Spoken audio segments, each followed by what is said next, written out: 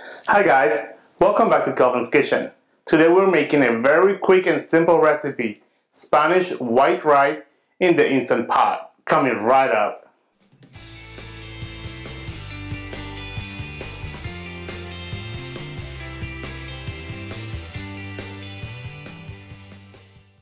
Most people say that they don't know how to make rice, but making rice, it is so simple. I am going to show you how simple it is. Here I have my Instant Pot, 2 cups of water, 2 cups of jasmine rice, and half a teaspoon of salt.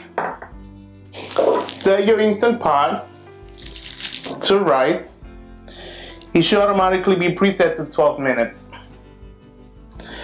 I rinse the rice in cold water. Go ahead and put in your 2 cups of water. Put in your 2 cups of clean rice. I am using jasmine rice, but you guys can use any kind of rice that you prefer. Put in your half a teaspoon of salt. All you do is close the Instant Pot, set it to rice, and hit start. That's it.